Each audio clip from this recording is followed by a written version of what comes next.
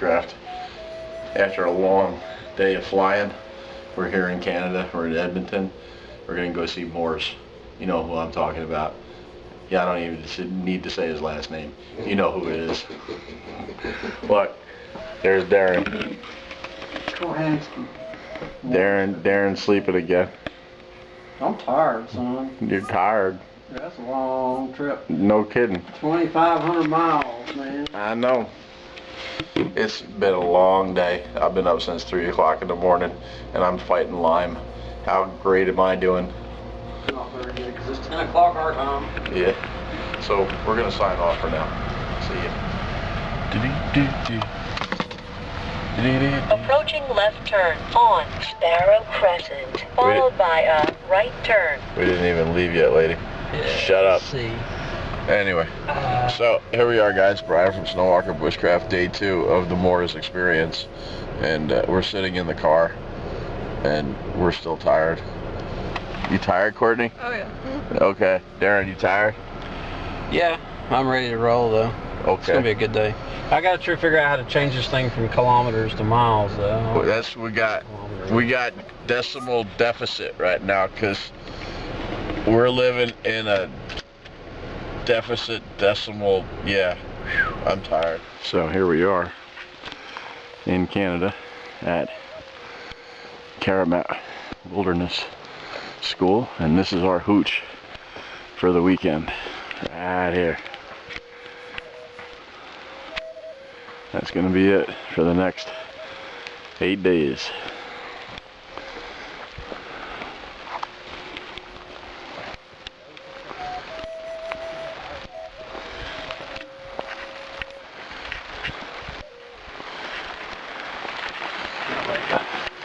Give you a little bit of the hooch. The hooch.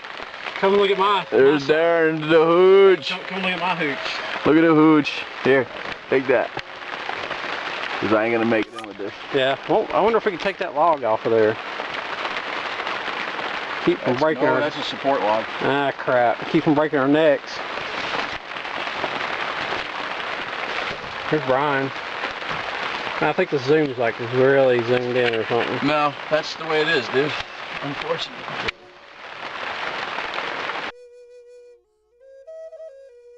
That's okay. So you lay on your bed, and you have to be able to say to yourself, yeah, I can sleep on this. Because if you go, yeah, I think I could do okay, you'll have a crappy night. It's gotta feel comfortable. If it's not, when you lay on it, change something. Build it up where you need to build it up, put more soft stuff on. If it's not resilient enough, add some resilient material. And you sleep right on top. So, some things about the bed I want you to notice is, because usually we build it from scratch, this is here, and it's actually, you can kind of see what's going on. So it should be slightly wider than shoulder width, and then tapering toward the feet. Is generally, as a rule, the way we build our beds. How do we keep our bed from splaying? If we had nails, we could nail it. If we wanted to cut steaks, we could put stakes here. Or we could simply just put a loop of line, like I've done here, so that when at night when you're rolling around, the rope just tightens. It can't splay on you.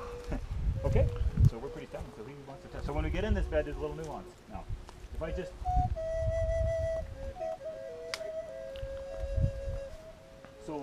when you get into this style of bed, if I just sit here, I'm going to degrade my saplings and stuff and move them around. And once I make a hole, then it'll feel like I'm falling through. So instead, this is where I like to sit.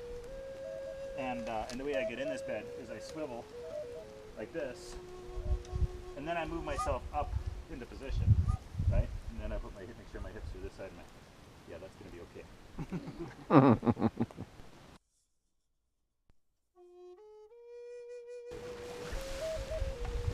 So how much did you say that weighed? 4 pounds.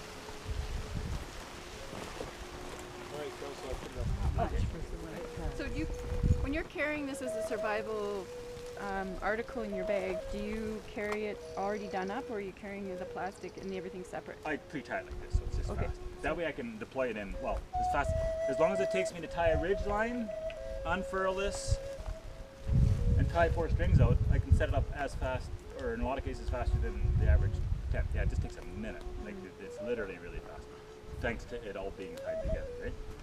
So Brian's got us a ridge line here, face high.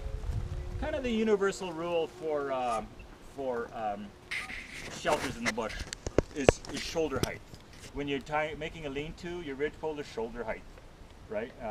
It tends to give you enough of a combination of headspace and yet close enough that the shelter still remains efficient. If it's bitterly cold, okay, the shorter my shelter is and the closer the roof is to me, the less I'm heating and the more benefit I'm getting, right? But for 3 seasons of the year, I like lots of headspace, right? It's you know, it's a very roomy, nice open shelter. You'll see, or can be open. Or even colder than 0. If I got a sleeping bag, because often I use it with a blanket or a sleeping bag. Yeah, no, I often run it open fronted. If it gets bitterly cold, then I'll hunker it down and for sure. Sloyd knives. I guess if I pronounce it right, now if there's somebody here Swedish, you can correct me. In the school systems, the Swedes understood that kids should make a lot of things, so they make the knives, and they make them in 3 sizes, depending on the size of the hand. You notice the length of the blade seems rather short, but if you were surviving that length of blade, you would be using 95% of the time. So this is sort of, you might say, a lot of people, they think everything I talk about is not based on reading, it's based on taking 30 students for 30 days for 23 years of my career in the month of May and for 15 years in the month of July, and then gazillions of people off campus teaching teachers how to teach. So I don't have to read up and write articles in a paper based on research. It's on direct observation and so on. And the issue of such a good fitting handle and a blade that you can sharpen, and it's sort of set up in a way where there's things I'll explain a little bit without taking all day about it. But anyway, there may be more important knives, but I really want to bring to people's attention that a shortish blade and a handle that fits, it's kind of important, and a style of shaping the blade that is meant to work wood. But in my opinion, a really, really good survival knife is a pry bar that works wood really well. A pry bar that works wood really well. So the issue is that it's unbreakable and it's really strong in case, well, let's say the ultimate of application would be being a pilot and you're crashed and you've got to cut your way out of the aircraft. So whatever metal is trapping you in the aircraft, this is specifically designed for this is.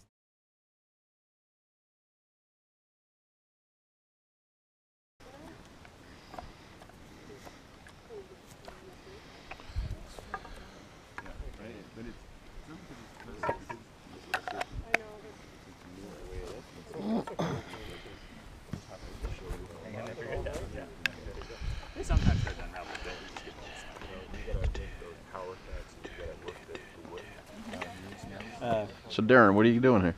Roycroft. Roycroft pack. Woohoo! That's pretty nice. That's heavy duty construction. Mm-hmm.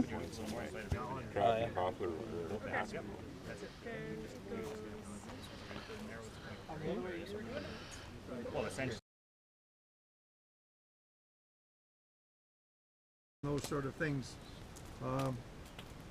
If you for example, if you take a good scarf and you wrap it around your neck, it's as if you added a thick wool sweater to the whole part of your upper body. That's the amount of conservation you get from your heating. The amount of heat that's lost at the interface of the clothing at your upper part of the body and the clothing from the lower part of the body where they meet may make a big difference between you surviving and not surviving, because you didn't do a good job there on that interface. Because when it gets to be 45 below, the 70% of the body's heat can be lost just from that one source alone, leaving you 30% to work with everywhere else, and on and on. So I'm just trying to impress you how complex it is.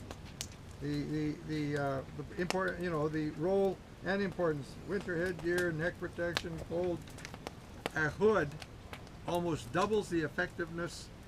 So when you're walking around and you've got a windbreaker and it's got a hood, putting the hood down is like taking off a thick wool sweater. Putting the hood up is like putting on a thick wool sweater.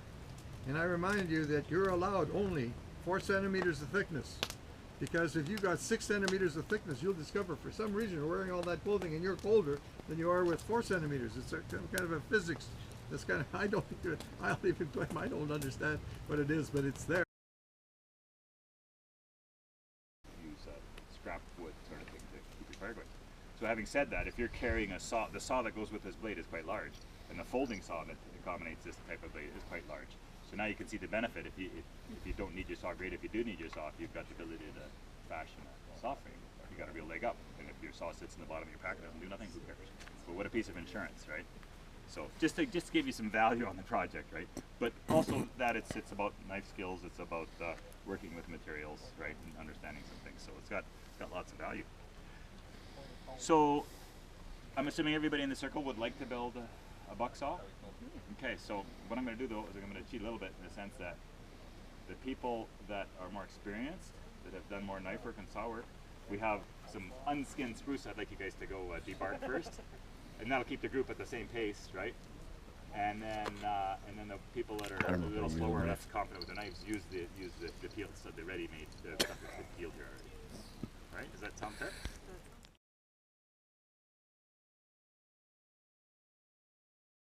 As straight as possible, and the next layer you take short pieces.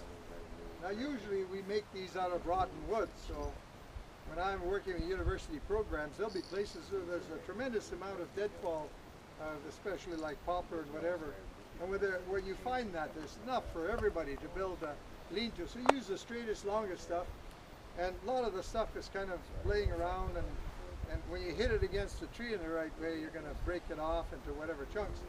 But the next layer isn't going to work very well unless it's short. And you put short pieces and you stack them end for end. And they give even more coverage. And then you lay down and you'll still see stuff, gaps that bother you. And you take moss or whatever only to this height above your belly button. And you stuff it until there is no detection of cold air blowing between the sticks. So to be able to write an essay on how to build a proper lean-to from scratch, that's a pretty big essay. And if there's anything that's rendered horribly, ineffectively, inefficiently, I have yet to find an author of a survival manual that could out-talk me and write the essay, in the sense that I really focused on this for a few years and so on, in that for the longest time I would build a lean-to and swear that it was just about the same, not bothering. I was just as cold and whatever. And you build that out of spruce boughs. You don't know, a lot of people put a layer. If I bend down and I can see through the boughs, you're not getting any protection from that. And then you put more on. And after a while you get about a foot on the back. And then one day it snows, completely covers everything. And all of a sudden there's this marvelous improvement in how cozy the shelter has become, because the snow has sealed all that. Now if you're going to use boughs because you figure, well, I'm not going to bring an axe and I'm going to use boughs because I can break the boughs off of my hand, then you take 1 mil polyethylene drop sheets. They don't weigh very much. Bring 1 or 2 and incorporate them into there, so that prevents the infiltration of cold from our side. Now generally when you have to stay in the bush because you weren't really inclined to, but it ended up happening, the first thing is you're probably going to need that fire. And if you were a hunter sort of indisposed to return back to your vehicle because it's too cold to see, you light the fire, it's already getting dark, so you concentrate on just keeping the fire going. Now I've proved beyond all reasonable doubt that if you end up having to stay out in the bush and it's drizzling and raining, I put my effort in making my fire bigger and I can sleep warm and wet. If I build a shelter, I can't sleep cold and dry.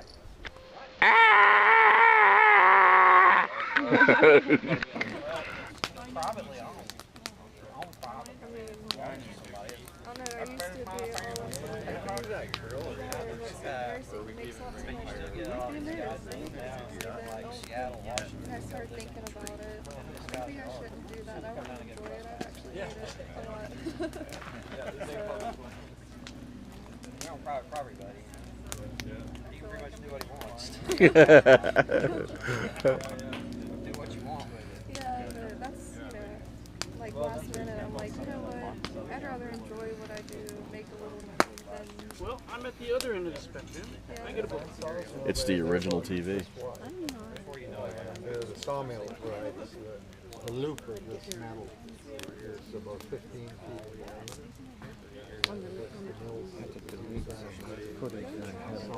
Mm-hmm.